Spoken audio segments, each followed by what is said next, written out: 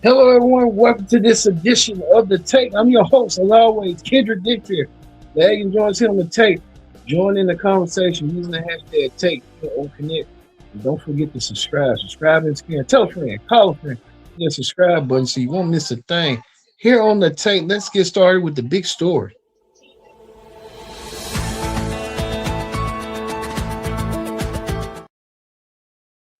All right, the big story this week is Rihanna.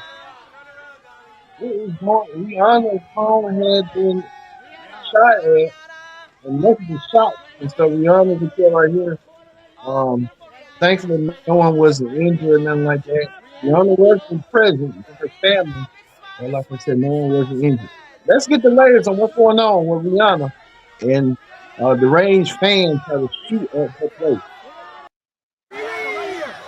Los Angeles police are investigating a shooting at the Beverly Hills home of 9-time Grammy winner Rihanna. Approximately 10 shots heard and an unknown person shouting. The shooting happened Sunday around 1:15 local time. Police say the suspect, a woman in her 30s, parked her car, a white Tesla, outside Rihanna's home and fired at least 7 gunshots before speeding off. Aerial footage showed multiple gunshot holes in the gate outside the home. Investigators say they also found assault rifle casings. I was just washing dishes in my house and I heard shots. And I was a little shocked. We don't hear that kind of thing in this neighborhood. Police say they arrested the suspect without incident after finding her car at a shopping center about 8 miles from the singer's home. Rihanna, whose real name is Robin Rihanna Fenty, hit the scene in the early 2000s with popular songs like Umbrella and Diamonds. Since then, she's built a successful business empire with her beauty brand Fenty. She and her partner, rapper A$AP Rocky, have been together since 2020 and have 3 children. Security's now posted up outside here, and they've covered up the bullet holes on the gate with white tape. There is still no word on a motive. Carter Evans, CBS News, Los Angeles.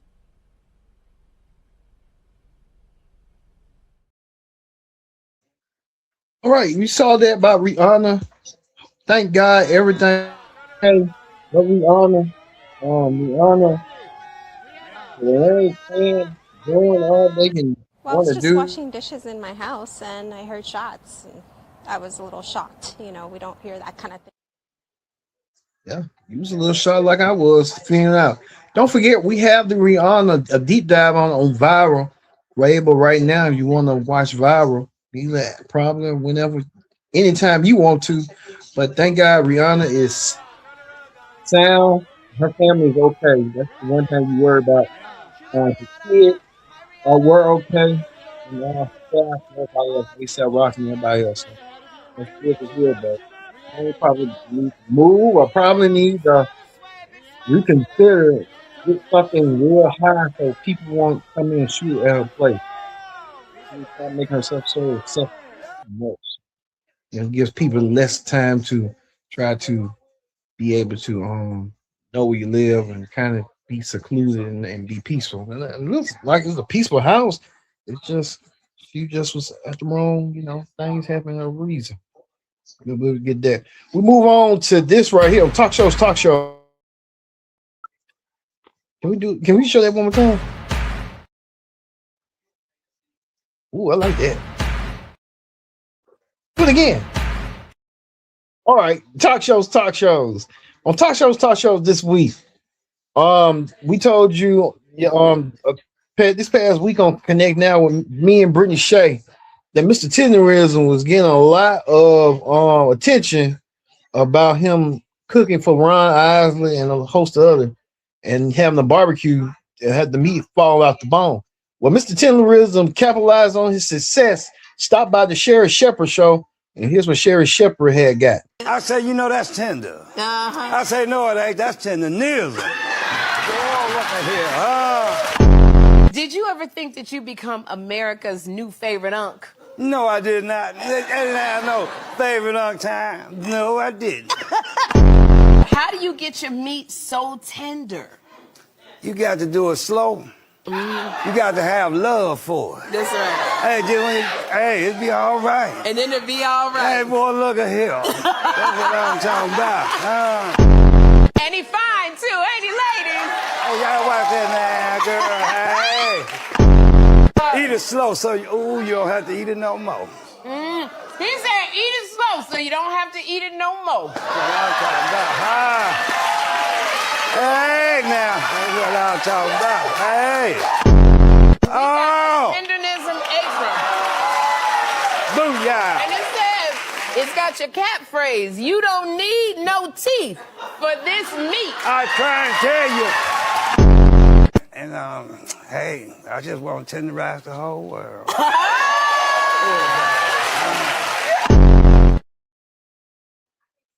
All right, Mr. Teneriza capitalizing on his success. That's kudos, Mr. Teneriza. Kudos to Keith Lee for putting Mr. Teneriza on the spot.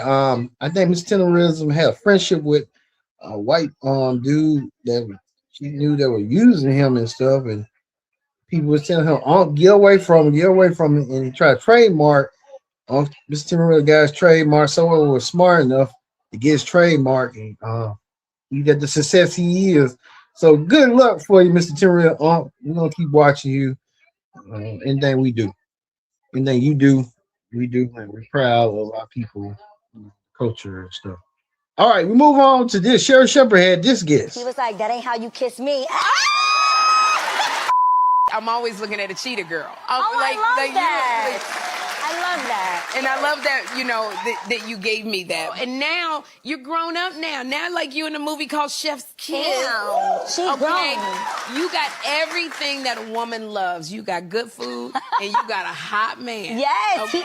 The guy I did the film with is actually the first bachelor ever in Australia. Oh, really? Yes. And speaking of being of age, like, when I first got the call to do this movie, I hadn't done a film in 13 years. And the idea that, like, I'm going to be 43 years old, and I was asking to be, like, the leading lady in a rom-com. I love that we get this kind of representation. Yes. Tim is also his salt and pepper hair. Yes. I was here for it.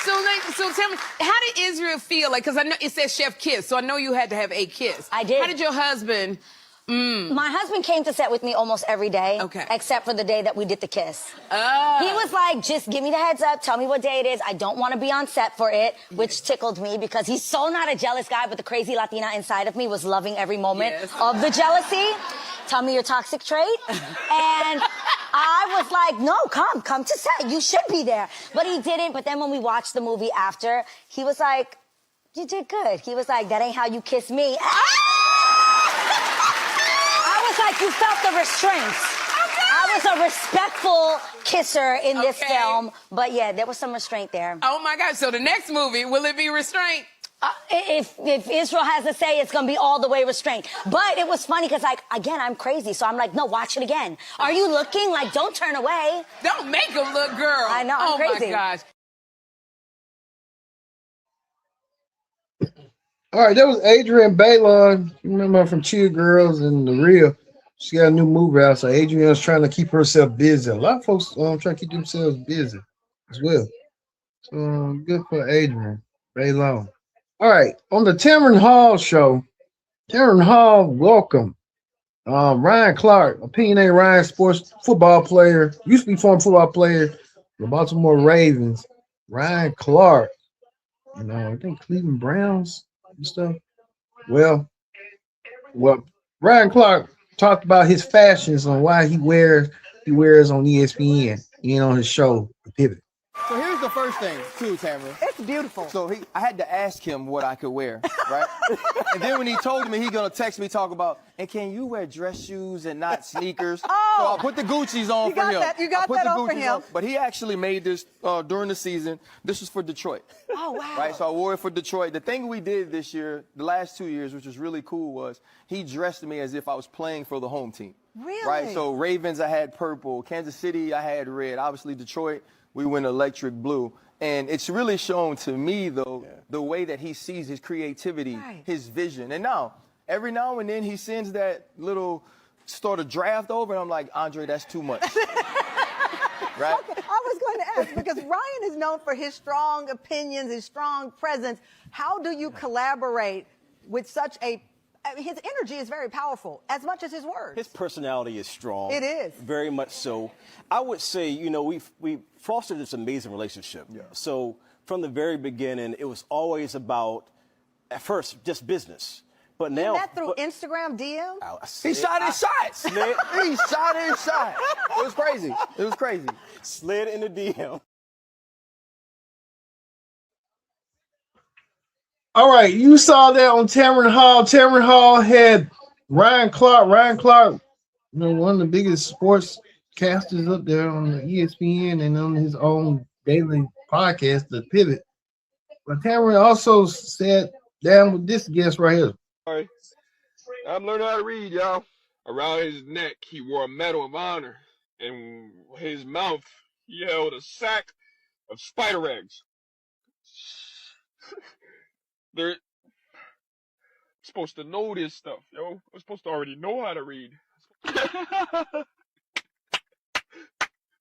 Stay up, baby. Don't give up. Because we found out about you, like the rest of the world, on TikTok.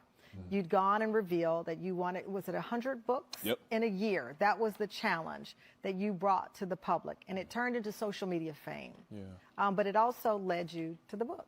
What did you want to share that we didn't see in that viral clip on social media?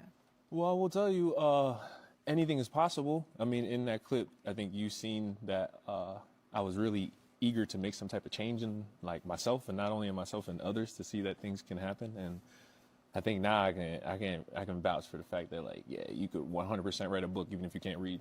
You know, you talk about in the book the struggles of your life and your childhood specifically. You say, my surroundings were too chaotic and unstable for me to think or care about reading. School wasn't the safe space it should have been, and it left me in survival mode. Again, that's another vulnerable but relatable feeling. School should be safe. It should be a positive place to learn. But we know children are always left behind, and it doesn't matter race, socioeconomic. It's that feeling like I don't belong here. Yep. When you should. And you write, what was it like reliving how you got to this point? You know, it's all still surreal. The change up in my entire life has been, I can't even explain it. Like, it has been, like, even being on the show, it's like everything is happening so fast that I can't really even kind of grasp that, like, I'm doing it, if that makes sense. Like, I can't even, like, imagine to tell you, like, that this is happening. I'm reading, I'm writing books, I'm doing things. Like, this stuff it's all still new to my brain. All right, that author who didn't know how to read, you know, it's relatable. You know, once you in school, you know, church, like she said, supposed to be safe and positive, learning, spirited. You know, so, and you know, I hate to say, you know, you don't want no child to be left behind, but you know, it's like, you know, with him and stuff, it was never too late, and so he learned when he needed to learn and try to catch up. But you know, it can be tough sometimes, the socioeconomics, the peer pressure, and all that stuff with school. But hope, you know, thank God he got it now, so he made. Then you can read at any level and stuff. You can, you know, if you want to read at a fifth grade level, you can do that, and you can build yourself, and you can make your dreams come true. You know, everybody's a part of their own environment, and you don't want nobody to endure what you endure, but you know that's the basics, and that's the two truths of school. So, yeah. All right, move on to this.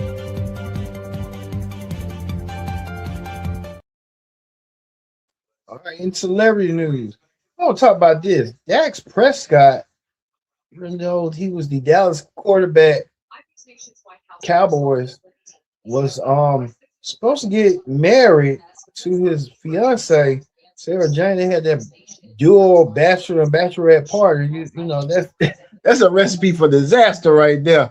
But she found out that he was having alleged infidelity, talking to other women, while they still had 2 kids, and she was supposed to get married. But unfortunately, they called off the wedding, you know, ended the engagement, so they're no longer together, but they're going to be focusing on raising their 2 kids.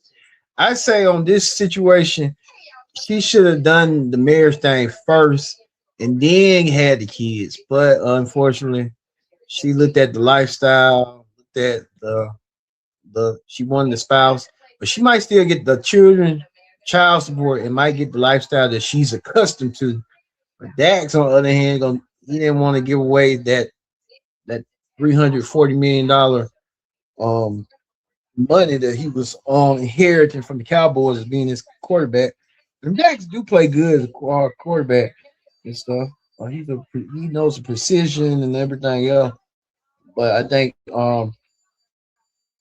they rushed into it and try to have kids. And now both of them, gonna be single parents from now, but raising kids together. But that's a telltale sign. Like, get with them. You can get with them, but don't have kids immediately. Just try to weed them out.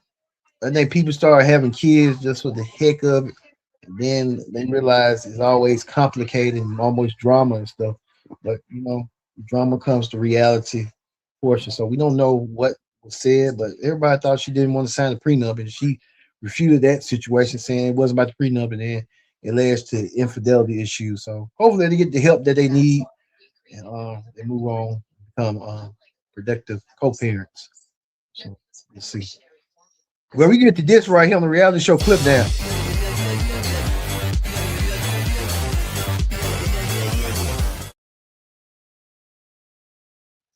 The reality show Clip Down. Well, we know Amy and Luciano, she known for her love and hip hop. Amy appeared online not too long ago, this past week, to say that her husband, her then husband, who now going to be her ex-husband, you see this thing, she showed that picture right there of substance. We can't say the substance, and she wrote this letter right here saying why she want to leave him, why she feel ashamed and all that. And we can see Dwight Howard right here saying she doesn't know what she's talking about. He even shut the door. It's crazy that they would put up a front and then all of a sudden it's something totally different that they both alleged, heads doing rugs, might be rope heads. And she wrote that long statement talking about she felt like her stepdaughter was going to be taken away from Child Protective Services. And she detail. Then Dwight decided that he's going to announce a divorce, and he's going to end the divorce before she ends the divorce. So Dwight Howard being a little bit shady and a little bit sketchy, but Dwight Howard saying, and then he claimed that he doesn't do drugs. So he telling a story. Just to get it off his head, but and then someone brought my attention, says she probably do the same thing too. I didn't think about it in time. I said she might well be. That's something right there too. But that's messed up too. But I think he wanted the kids to be on the fall, take and take the bait. It's unfortunate, but it happens.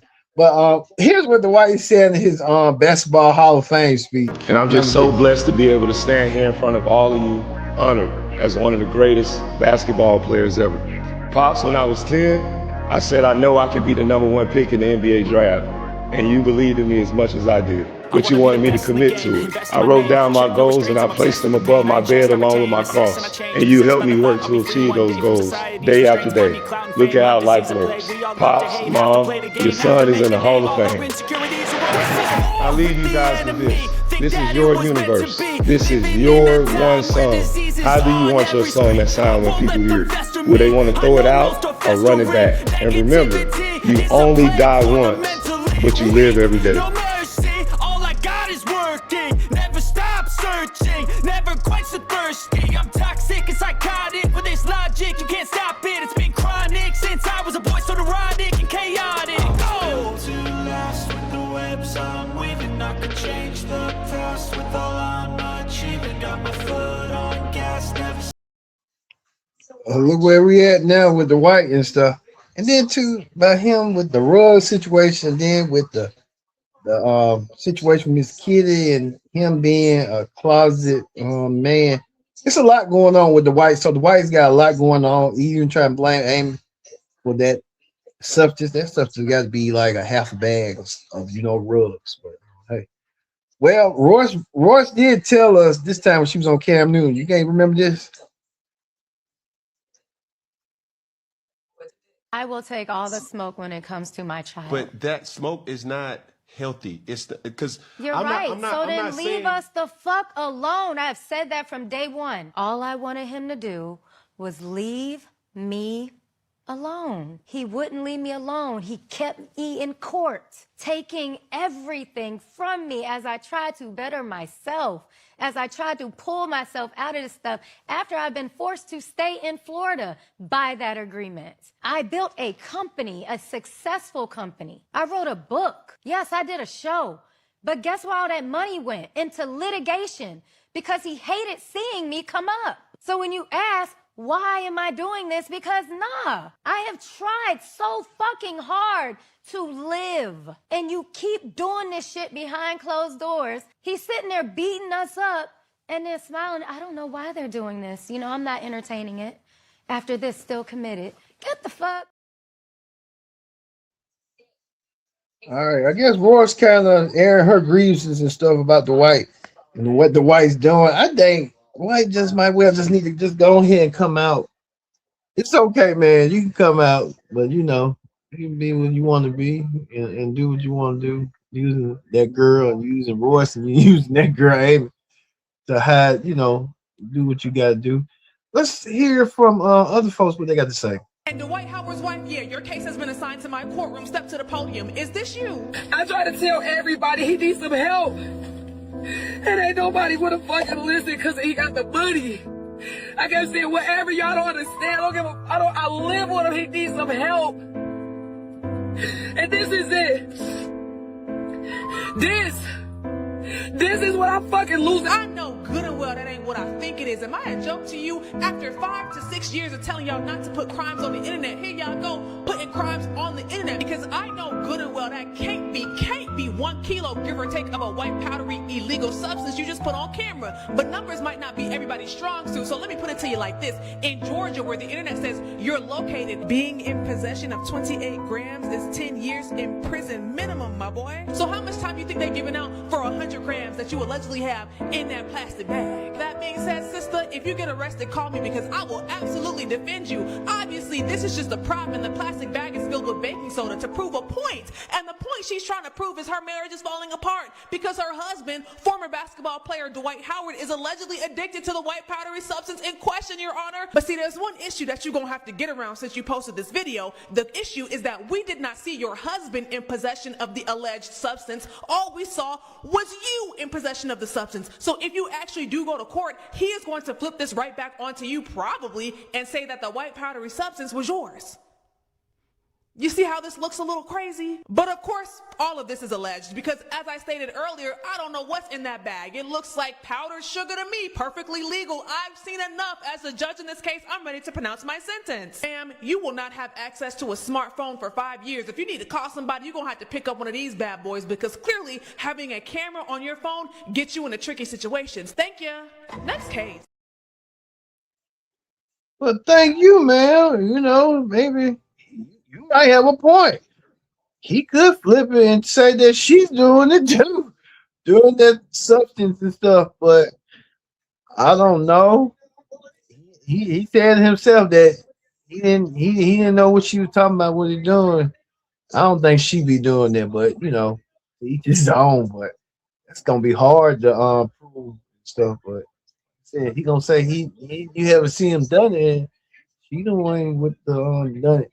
So there's a lot going on with that. So we'll see this progresses. But the White House has announced that he's getting a divorce from Amy.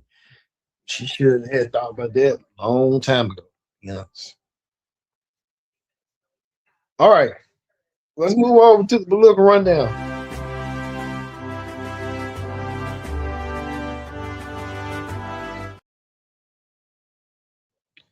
All right, on the political rundown this week, we want to talk about this. When Jesse Jackson had passed away, his family, especially his son, had this to say. Yesterday,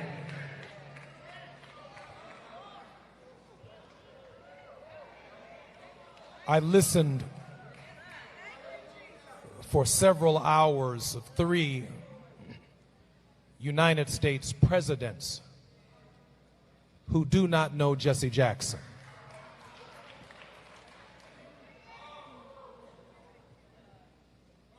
He maintained a tense relationship with the political order, not because the presidents were white or black, but the demands of our message, the demands of speaking for the least of these, those who were disinherited, the damned, the dispossessed, the disrespected, demanded not Democratic or Republican solutions, but demanded a consistent, prophetic voice.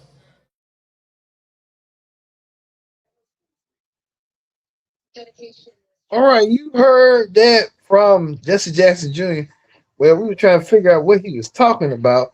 And I guess he was talking about, like, we need a snippet of Biden. Do not bring your politics out of respect to Reverend Jesse Jackson and the life that he lived to these homegoing services. Come respectful and come to say thank you. Each day we wake up to some new assault on our democratic institutions. Another setback to the idea of the rule of law. An offense to common decency. Do not bring your politics to these homegoing services. We're in a tough spot, folks. We got an administration that doesn't share any of the values that we have. And I don't think I'm exaggerating a little bit.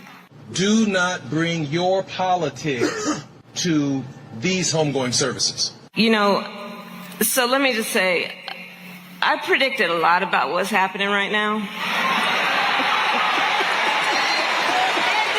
Have another drink, you dumb son of a bitch. I'm not into saying I told you so, but we did see it coming. Yesterday, I listened for several hours of 3 United States presidents who do not know Jesse Jackson. We did it, Joe. All right. Like you said, they did it. Hopefully they probably do it again for the next election. But like I said, Jesse Jackson Jr., I get it, but then again, they politicians, and then they got to speak about what's going on too. You just can't let because you bitter and angry because you ain't where you want to be. You down here with like the rest of us on the YouTube and stuff.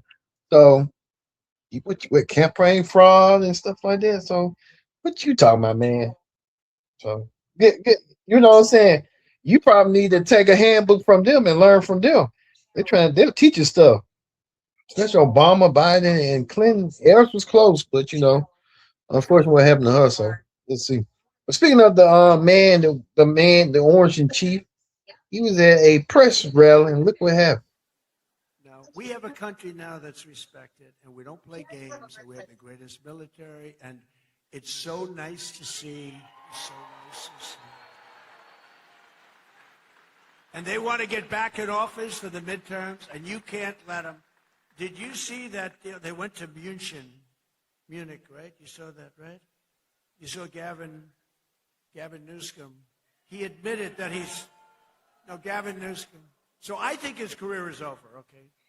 Let's get off the teleprompter. Do you mind if I get off the teleprompter for a couple of minutes? Because this is, I have these great speechwriters. I drive them crazy because half of the time I'm not. But Gavin Newsom, in an interview, you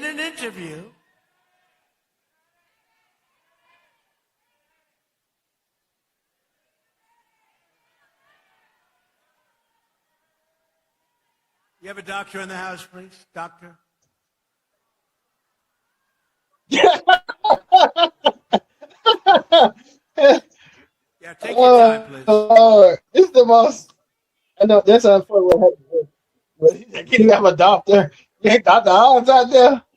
Dr. Oz did check and see what was going on, but Trump tried to tell his speech and didn't realize what was going on. He said, "Take your time." Take your time. Like, yeah, right. No, you know, fortunately for the lady, she had to. She was fading. You know, she waited for a whole while for the president. Stuff like that happened, but the president is really crazy. But that's Trump for you. So let's be Trump. Gonna be Trump. Well, we move on to this on news this week. On news, speaking of politics, Dr. Jill Biden said she's going to release her new book, memoir, Review from the West End, of her times being in the White House for 4 years. So Dr. Jill Biden trying to give you an in-depth look on what she had endured when she was a part of the White House. Well, it's this right here. Buffalo Wild Wings making a Buffalo Martini. Anybody like that, Buffalo Martini? Well as this Pizza Hut saying they want you to try the new hand tossed pizza. I guess it's gonna be thin crispy and stuff, which I like. Personal opinion too.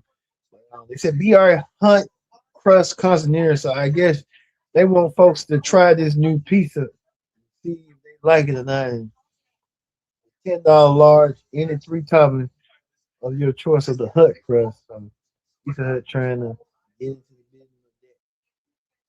All right. Before we go, we told you about Trump, but we wanted to do this for the viral video of the week.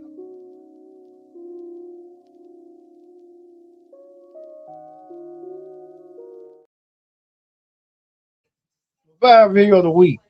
Well, I lived and saw this grandma from Washington, D.C.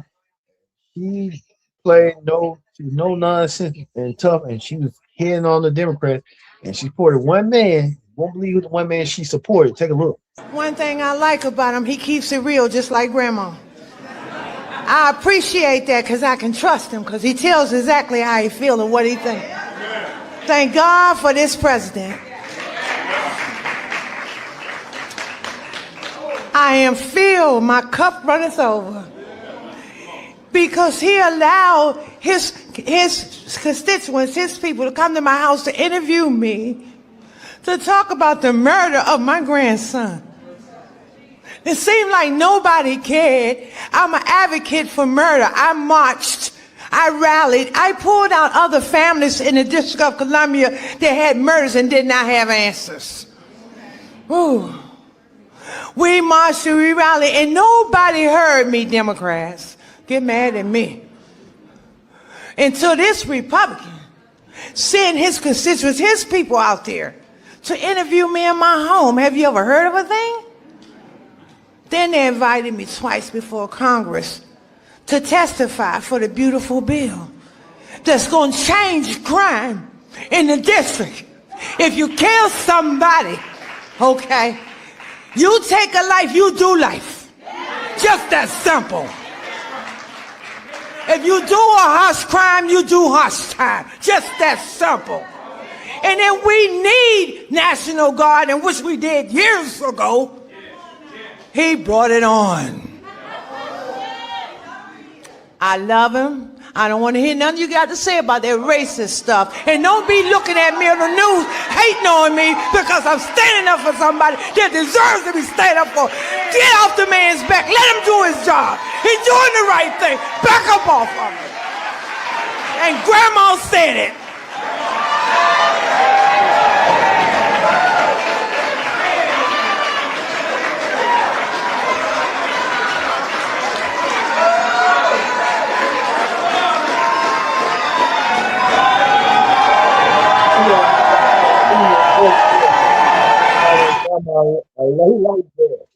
Well, Trump knows he's that. He knows he's the R word. He been know that. Like, get grandma need to do her homework and do her research. You gotta do your research on everybody and what they stand and what they don't stand for.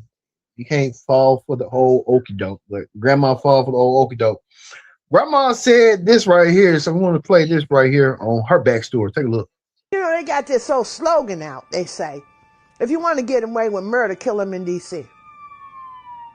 That's a slogan. That's the street slogan.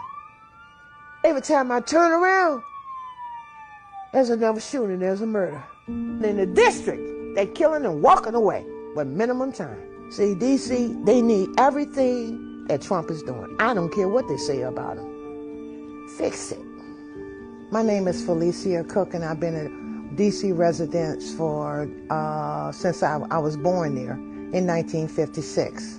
On April the 23rd, that's when Marty went missing. I went downstairs and he wasn't there.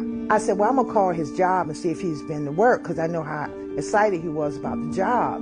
And the people said at work that he hadn't been to work. When I hung up the phone, it's kind of like I knew something was wrong. Meantime, my daughter coming up here every Friday, and she going through everything he had downstairs. And she found out his last conversation was with some girl he had met on Plenty of Fish. He went to visit her, and he never came back home.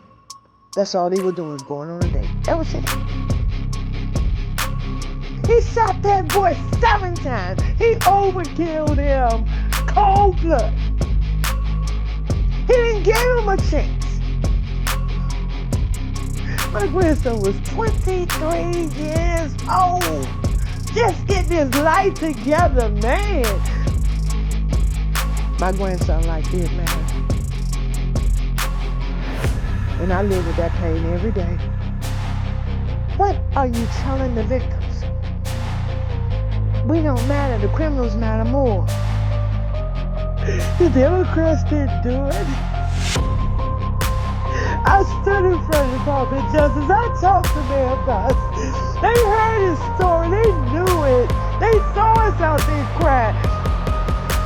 Don't get nothing. We have to live with this for the rest of our life. I'm so glad. Somebody finally hearing it. Maybe it's doing something right. It's time for it. I don't care what you say. Be mad at me. Be mad at me. Somebody's finally trying to do something. You wanted to clean up?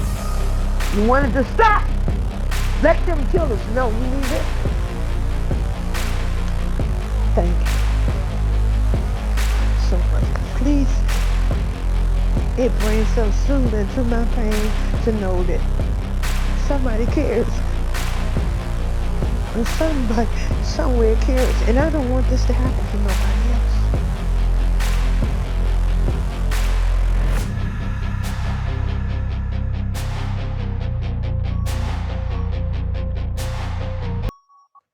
All right, you heard that story from that lady. I can understand where she's coming from, because everybody's life does matter. No one should lose a loved one due to that. But she really didn't tell the whole truth. Some of the truth was that her grandson went on his dating app and met this girl, and the girl boyfriend found out and started shooting and killing, in which that was unacceptable right there. I think it was the boyfriend. Boyfriend should have known the girlfriend was creeping out on him. That he should have left her. Saying the girlfriend and him conspired and on that her grandson and had dumped the body, and which is unfortunate. It's sad. It's sorry to hear that, and my heart goes out to her. But she shouldn't be trying to blame it on one party and stuff. It's just the law system in that area failed her, and she wanted to blame it on Democrats. But anybody, Democrat, Republican, you never know. But hopefully she find peace, and I hope she does, and she can know in her memory and her heart that her grandson is always there with her. All right, we're gonna end it right here on the take. Thank you all for watching this edition of The Take. I've been your host, Kendra Dix, saying so long. We'll see you next week on another edition of The Take. We'll see you later.